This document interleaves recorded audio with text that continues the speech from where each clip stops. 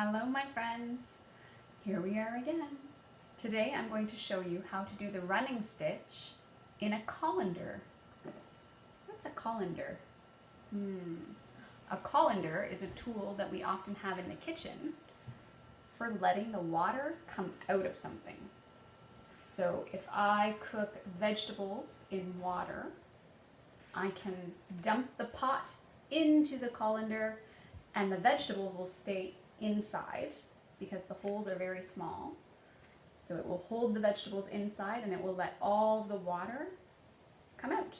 And so this is an old colander that I have. So you need a colander. You also need some string or some yarn or some thread, a pair of scissors, and a needle. And once again, just like when we were sewing the cardboard buttons, if you don't have a wool needle, that's okay.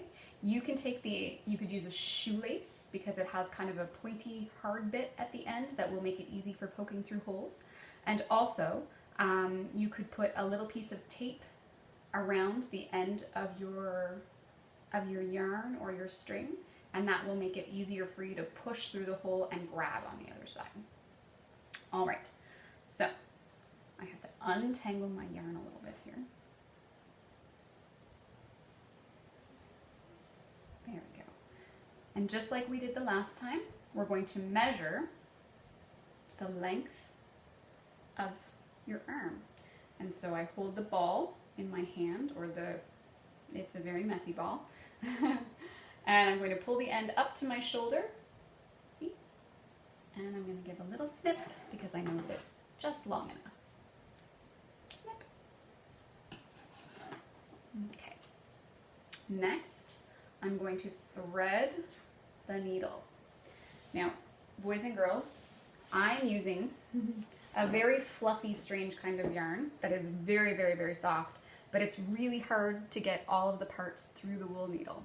So we're going to fold the yarn over top of the needle and then pinch so that you can just barely see it between your fingertips. And then that's the part that you're going to very carefully slide into the eye of your needle. All right. And again, boys and girls, we're not going to match up the end, just like when we did sewing a button the other day, because I want us to really practice hanging on to your yarn or thread or string when it comes out the other side, okay? It's something good to remember and to practice. So after I thread my needle, I'm going to put in at least 3 knots. It depends on how big the holes in your colander are. So let's start with 3 and see if it'll slip through. So we have 1, so round your finger, and then take the loop off your finger and tuck the tail through. Around your finger, take the loop off your finger, and tuck the tail through. And that was 3 knots. It's a pretty good size. We'll see how it will work. All right. You can hold your colander like this, upside down, or you can hold it right side up, whatever feels more comfortable for you. But basically, the idea is we're going to practice going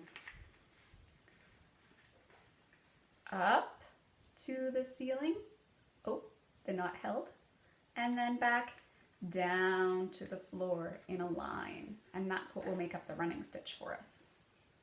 So I'm going to go around the colander like this. You might choose to follow the lines up. That's entirely your choice. But I have quite a bit of yarn here, and so I think I can do a good number of stitches. Okay, so back up to the ceiling and down to the floor. And remember, when we pull, we hang on to where the string goes through the needle. So you almost wrap your fingers right around the eye of the needle. See? Up to the ceiling.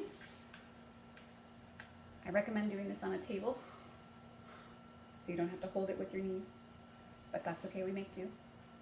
Up to the ceiling and down to the floor.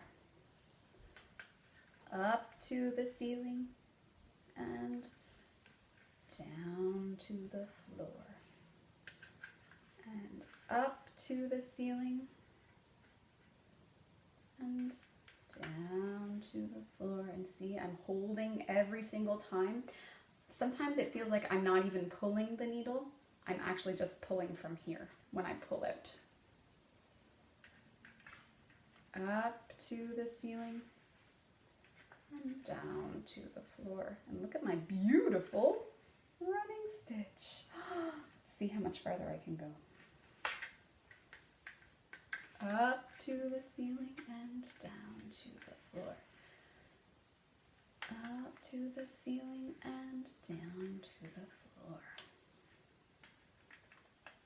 Up to the ceiling and down to the floor. Up to the ceiling and down to the floor. Up to the ceiling and down to the floor. Up to the ceiling and down to the floor. One more time. Up to the ceiling. And remember, boys and girls, if we were sewing a project right now, we have this much yarn left, or this much string left.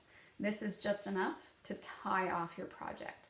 And if we're going to tie something off, we go underneath the last stitch. How many times? Does anybody remember? 3 times, that's right. And so you would go under that stitch 1 time. And we're actually not going to do it 3 times because I want to be able to unwind this and use it again. So I am going to take my needle off and set it right there. I have lost that wool needle several times in the last couple of days. It's so small that I just set it down on something and then I completely have forgotten where it goes off to. So there's our beautiful running stitch. Look at that. I bet you could make a colander really pretty and colorful if you used all different kinds of yarn. But make sure that you wash it and return it for supper. All right, so to take it apart, we're going to find the end of the string and you're going to start pulling the loops. So pull each stitch.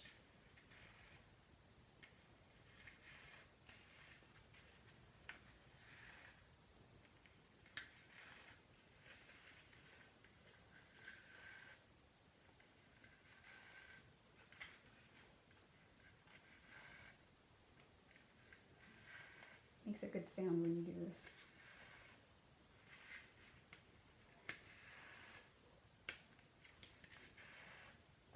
And that was my last stitch. And now I'm going to reach inside, and that's where the knot is. And so I'm going to pull out the knot. And then, as always, you may practice this as many times as you like. So you would rethread your needle. And maybe the next time when you try it, you could try following all of the little holes up and then back down and then back up and then back down. See how it works for you. I hope you have fun. See you next time.